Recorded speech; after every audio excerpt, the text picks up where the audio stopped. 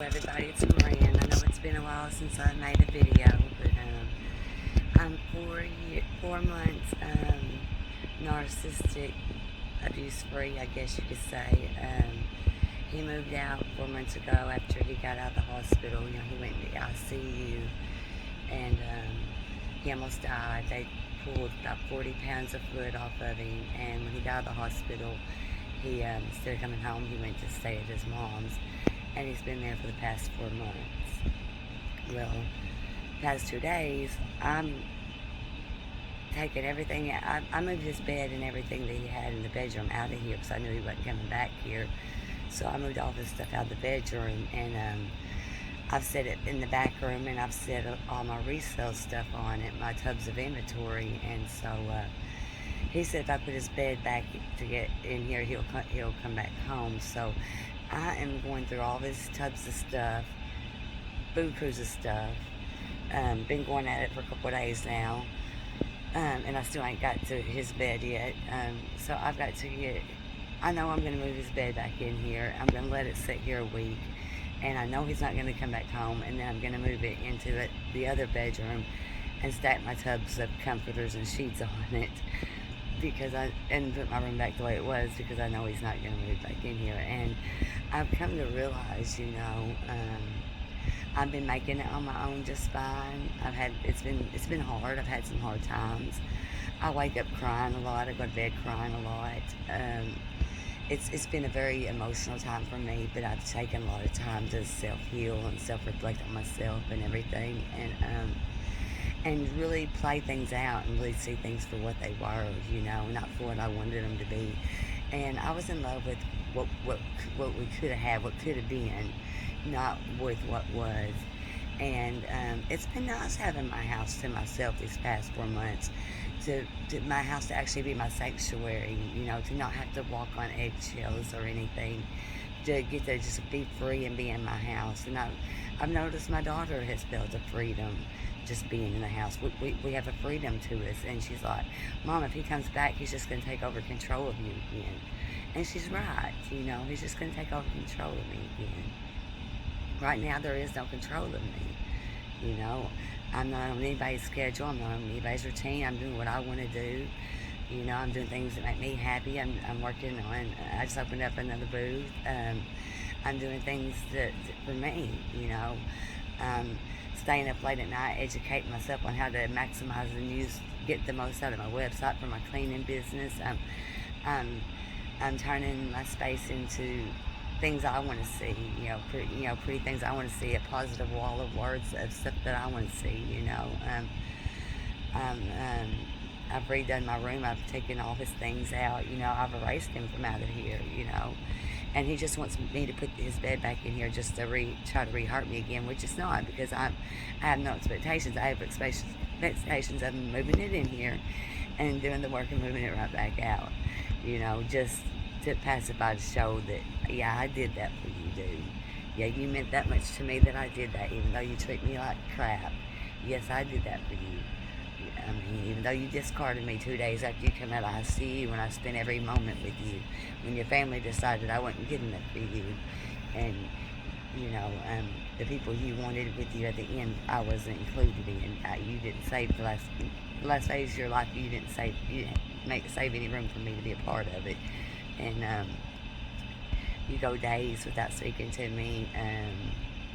He don't hardly have nothing to do with me, he just pops up when he wants to because he still has a house key, but he pops up when he wants to and gets the dog and brings the dog back and stuff, but it's just when I'm starting to be like, okay, I'm doing this, I'm alright, here he pops up to get the dog, and I'm just thinking, leave the dog alone, leave us all alone, let us heal, but I've got my house up for sale, and I'm trying to sell and move. I'm trying to move. I'm wanting to move out of town. I'm wanting to move about an hour away from here and restart my business over somewhere else.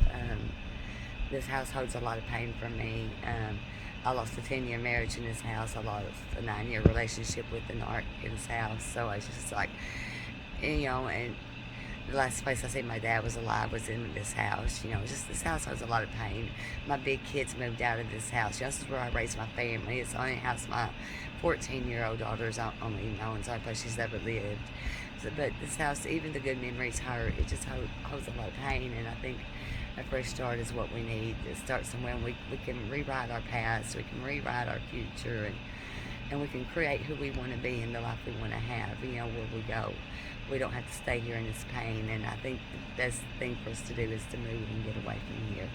I think that'll be the best part of the healing journey for us, but I'm not jumping in any relationships, not trying to get any relationships. I'm just taking time and healing me, working on me, and enjoying my own company and enjoying being alone. And I needed to go through all this tubs of stuff to get my Christmas decor out. So I just had to put the Christmas decor in the booth anyway. So the way I look at it, I was going to go through all this work anyway. So moving that bed isn't going to be that big of a deal because I needed to get my Christmas stuff out of these tubs anyway. So it was going to have to be done one way or the other. So I'm not really putting myself out any. I'm not putting myself out any for anybody else. Because like I said, I know he's not coming back, and I really don't want him to come back because I'm quite happy and content with the way my life is now. I struggle financially. I have a hard time. It's a worry every month if I'm going to make the mortgage payment or not. Don't get me to lie, it's hard. But I'd rather live it hard than live with someone that makes me sits in the same room with me and makes me feel lonely. Well, at least when I'm sitting in a room by myself, I don't feel so lonely. I just feel content and like it's just me. Someone else sitting with me, not speaking to me, not having nothing to do with me, makes me feel alone and just really bothers me, you know. I'm happy, I'm okay. It's been a while to get on this healing journey, and like I said, I still wake up crying. I still have my crying days. I still have my moments. I still have my moments of the day where I just break down and cry when I'm not okay. But in the long run, in the end, I know I'm okay, and I know that life is happening to me and for my better good, not against me. That this is part of the process I got to go through to get to the other side. And on the other side, there's going to be better, but I'm going to have to go through some mud before I get to the better. And I'm aware of that. And I'm willing to take that journey and walk through the trail of pain and wear my scars and earn my badge of honor to have survived. And I'm gonna make it. I'm gonna be okay. I'm gonna get through this. I was not defeated. I won. My sanity is still intact. I still know who I am and whose I am. I'm still a child of God, and I still matter, and I still deserve better than the way I was treated, better than the way I allowed myself to be treated. You know, I'm not that broken, codependent, dependent person anymore. I've had to face and walk through things on my own that has made me a stronger person, and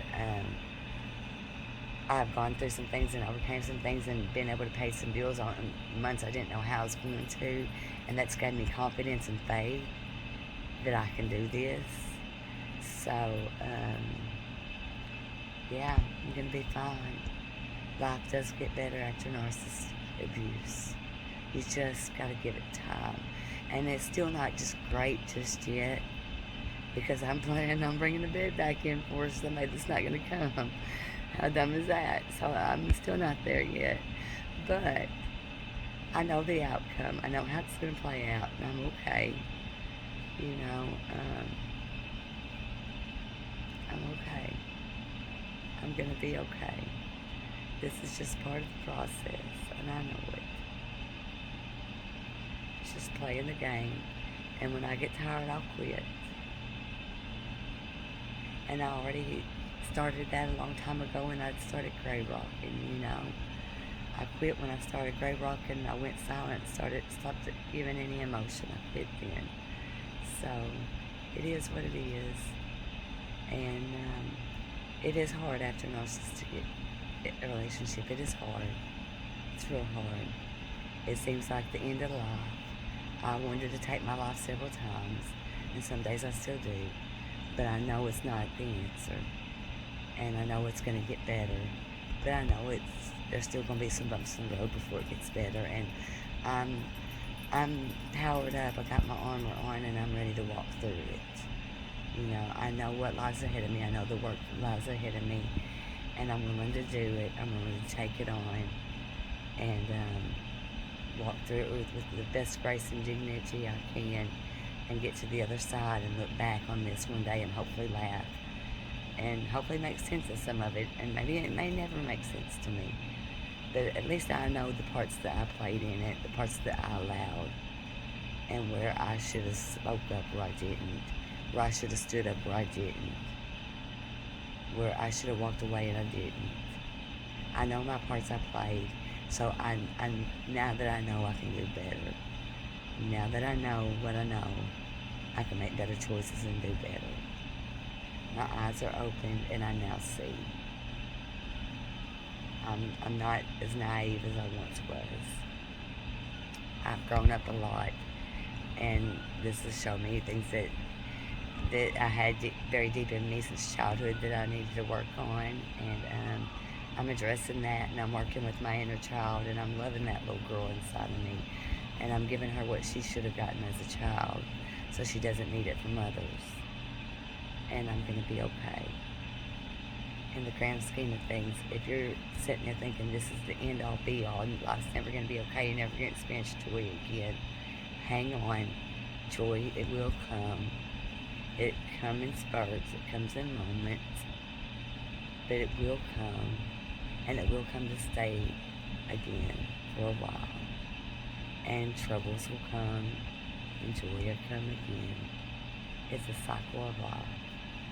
But once you know about narcissism, you never have to find yourself back in that type of relationship again. If you learn and open your eyes and heal and accept it, and stop falling in love with what you want it to be, and understand things for what it is, and you'll make better choices. You know what I'm saying? Stop lying to yourself. Stop lying to yourself because you're scared to be alone. You know? Being alone's not that bad. Be honest with yourself about who a person is and the way they treat you. And your feelings and how you feel on your inside let you know. When you feel bad on the inside, let you know. The person you're around makes you feel bad. That's not for you. People that care about you make you feel good on the inside. You enjoy your company with them. You enjoy your time around them. Toxic people make you feel like you're just awful on the inside. Awful. You don't want to feel that way. You don't have to feel that way. You're an adult now. You get to pick and choose the people you let in your life. You get to make that choice. Yes, you do. You get to make that choice of who you want to let in your life. You get to say when enough is enough, when you've had enough, and when you're ready to walk through that pain and shame and all that comes with it. When you're ready to accept that you're allowed the treatment of whatever. When you're ready to accept all that, then you'll walk through it, and you'll be okay. Just like I am. Thanks, y'all. Have a good day.